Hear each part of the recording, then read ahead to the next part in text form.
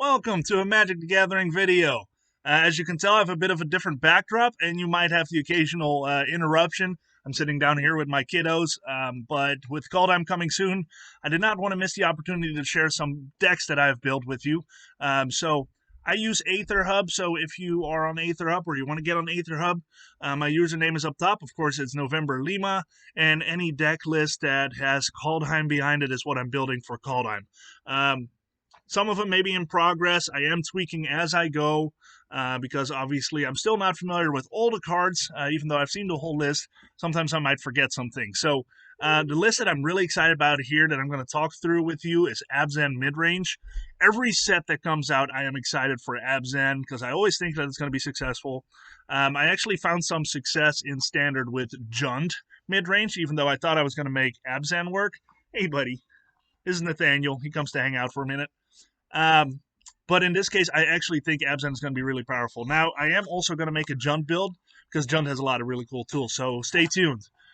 So let's talk about what this Abzan midrange deck is all about. So I'm going to go through the list top to bottom, and I'll talk about the sideboard too. The sideboard, of course, is going to change a lot depending on the meta, but this is what I'm going to start out with. So I've got two of the Bloodchief's Thirst, which is awesome removal. If you play black, you really should have at least 2 or 3 Bloodchief's Thirst in there. 3 Chevill Bane of Monsters. Chevill Bane of Monsters will gain some extra value from having some removal spells, and that's why I have quite a few. Also, Chevill Bane of Monsters trades with a lot of things because it's a 1/3 with Death Touch. Scavenging Ooze, just overall great card. I don't necessarily need more than one. It's mainly just so I have the option to clean up a graveyard if I need to. Then I have the Tangled Florahedron. I like to have 1 or 2 if I have a bit of a slower green deck, because A, it can function as a land if I really need a land drop, but also just having some extra ramp early on can really make a difference. That's also why I have 2 Llanowar Visionaries. Card draw is great from Llanowar Visionary and extra ramp, so overall that gives me 3 ramp creatures, which is, well, it's sufficient. Again, I'm not going super big in this deck. It's mainly just so I have some stability. I got 3 of the Murderous Riders. Oh, Christian is coming to say hi too. I've got 3 of the Murderous Riders. Again, great for removal. It can put it on the battlefield. 3 toughness is hard to work through, so that extra lifelink comes in handy quite a bit. Whoop! Man down. Come here, buddy. Then I've got 3 of the Mythos of Nethroi. Again, I don't necessarily want 4 because quite often you'll end up using this just for a creature. Yes, I'm talking, buddy. Quite often you'll use this for a creature, and I don't necessarily want to have 6 3-mana murders, if you will. So 3 seems sufficient. And I've got Rise of the Dreadmorn. Rise of the Dreadmorn is going to give me some extra value. If I end up destroying a couple creatures, or if somebody board swipes me, then I can replace those with some 2/2 black zombies, which seems really good. Sarulf Realm Eater is another one of those cards that gains a lot of value from me destroying things. It'll get +1/+1 counters when I do. And, and, especially if my opponent is overrunning me and I can't keep up with the 1-for-1s, then I can replace or basically just wipe their board, including my board, but that's okay if I'm behind, and keep Sarulf on the field by removing its +1/+1 counters. I also got some Skyclave Apparitions. Just so that I can keep my opponent's board in check early in the game. The Varragoth Bloodsky, 2 of, again, just really hard for my opponent to get through because it's 2/3 with Death Touch. And having that boast ability is just going to be huge to find what I need. Again, I have a lot of answers in my deck, but sometimes you just don't draw them. And that's where your Varragoth Bloodsky Sire comes into play because of that boast ability. So I swing with it once, and I get to mentor a card to the top of my library. As long as my opponent is not playing mill, I have a really good chance of getting the card that I need. I also have quite a few card draw effects.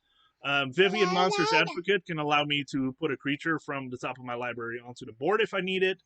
It could also, if it's not a creature, I could potentially draw it with Llanowar Visionary, Chevill Bane of Monsters, or some other draw effects that I have going on. It's like Garruk Cursed Huntsman. If I destroy a creature, I draw a card. So I have a lot of ways to get that card right away. Binding of the Old Gods, again, another way to get rid of an opponent's permanent. It's not limited by mana cost, so that's why it is so powerful. Then I get to ramp a little bit, and after that it gives all my creatures Death Touch, which is great for a potential trade. Or I can threaten my opponent's life total by swinging with creatures they will not want to block because it will wipe their board. Draugr Necromancer, another one of those creatures that gains a lot of value from my opponent's creatures dying or being. Does this exile too? Creatures would die, exile this card. Yeah, so if a creature dies, I can put a snow counter on him, and then I can use snow mana to cast those cards. So I can steal the permanents that I destroy with the Draugr Necromancer. So the only card that doesn't really vibe well so far with this deck is Skyclave Apparition. That's why I have 3 instead of 4. I just think Skyclave is too good to pass up, so that's why I have it.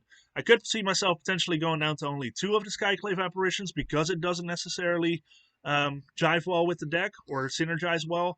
But again, I have had Skyclave help me out so many times, I find it hard to cut more Skyclave Apparitions. So Draugr Necromancer is going to be really cool in this deck. And I got 2 Elder Gargaroth simply because it's just a value card. It's hard to deal with. It's a 6/6. It has Vigilance, Reach, and Trample, and I can put either a Beast on the field, 3 life, or draw a card. So I have never felt bad having an Elder Gargaroth that I can cast. Kaya the Inexorable, that's one card that I'm really excited about adding to this archetype. Being able to put counters on my creatures that if they would die, they come back to my hand and I put a 1/1 flyer on the board. It's just really great to be able to keep pressuring my opponent. If they wipe my board, I can still attack their Planeswalker, by example.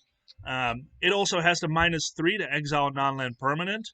So, as you can tell, so far I have a lot of removal. And that's really what I love so much about this Abzan build, is that I feel like I can deal with anything my opponent puts on the board. I got 3 of the Vivien Monster's Advocate. This is just too powerful of a Planeswalker. With creatures, it's great because you can play from the top of your deck. Without creatures, it's great because you're putting a 3/3 on the board every time. What I love so much about this is because I can also, let's say I play an Elder Gargaroth or a Draugr Necromancer, I can -2 and get like a Skyclave on the board or a Chevill on the board. Ways to deal with my opponent's creatures. If I need to get something specific, I can get Varragoth on the board as well. So Vivien is just a really great addition as it gives a lot of flexibility and puts a lot of pressure on my opponent. At one point, I thought it'd be a great idea to play a Dream Trawler because I was like, hey, back in the day, this was really good when it came out with Theros. My opponent had a Vivien, and once they had 2 tokens on the board with Reach, I was already like, okay, there's really not much I can do now. Vivien is just super powerful.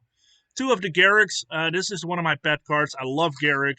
Being able to put 2 wolves on the board, and basically you just want them to die so you can get to that -6. Giving all your creatures +3/+3 and trample, you're basically winning the game. I can also use the -3. I'd rather not, but I can if I have to destroy a creature and draw a card. So again, more removal. A lot of removal. I love removal.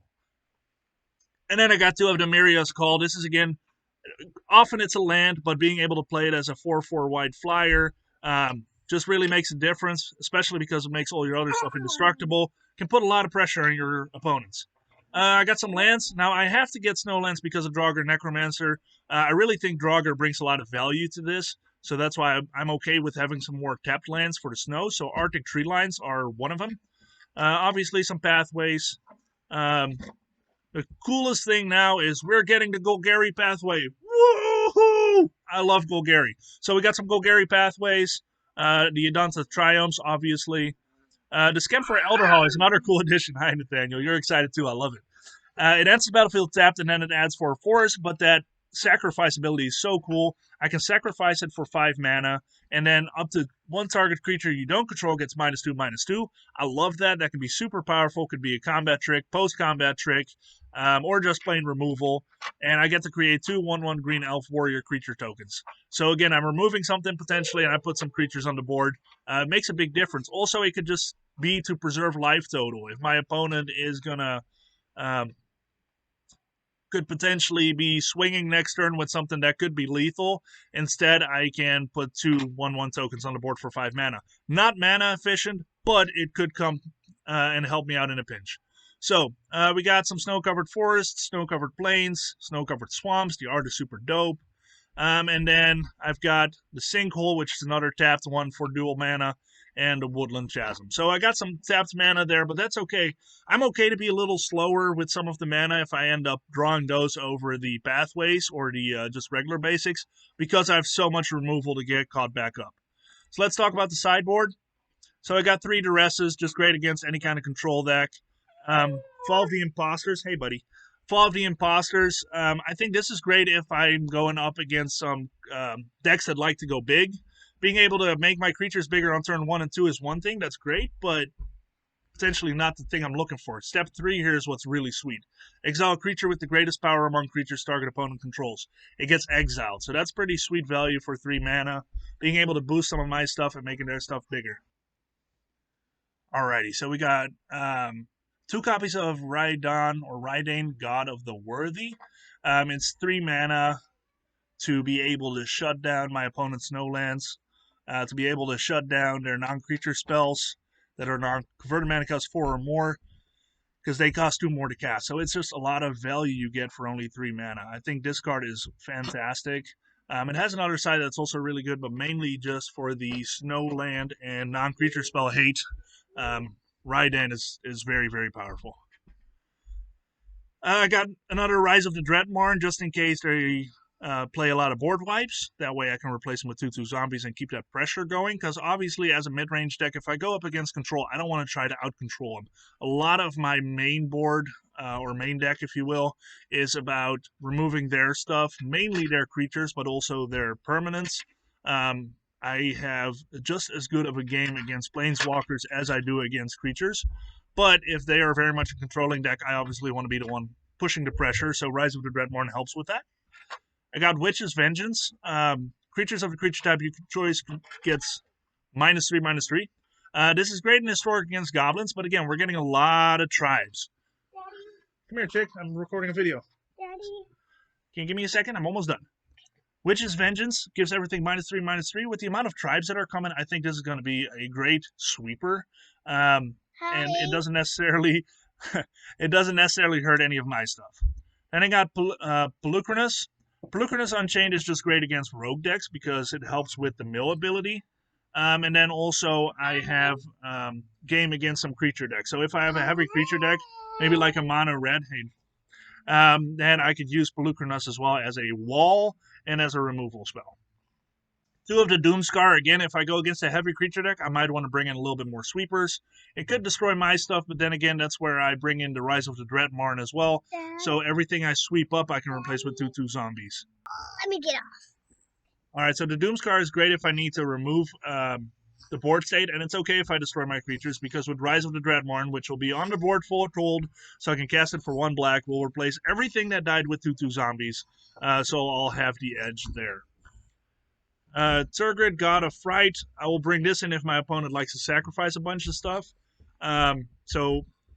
Looking at it, Rakdos is actually looking pretty good for sacrifice, and that's where I'll bring in Tergrid, God of Fright, so they'll have to deal with that first before they start sacrificing stuff. Otherwise, I just steal anything they sacrifice. And then the Blood on the Snow. Again, if I go against a deck that might be a little grindier, but they play a lot of creatures or planeswalkers, this could come in. Being able to sweep all their stuff for 6 mana and potentially bringing out like a Vivian or a Garruk for free is pretty insane for the value. So I have Snowlands, so I can use Snowlands to cast this. That's why I want Snowlands, just to get that extra value. So again, quick recap of this deck. Abzan Midrange. It is truly all about removing my opponent's stuff, keeping my stuff in play, or trading all our stuff and giving me extra value by having an army of zombies on the field. I really think that this deck is going to be a very hard time to play against, and I really look forward to give this a swing whenever Kaldheim drops. So I'm going to be dropping more videos. I hope you didn't mind that the kiddos got featured in this one. I think they very much enjoyed it, and I might do a few more like this, just because it's a lot easier for me timing-wise. All right, thank you so much for watching, and again, check me out on Aether Hub. Make sure to give this video a like, subscribe, comment on it. If by all means you're like, oh my gosh, you can do videos like this again, but please don't do it with the kiddos. I understand. Just let me know and I'll try to see what I can do. But this definitely makes it easier for me to drop more videos. So thank you so much for watching, and see you the next time.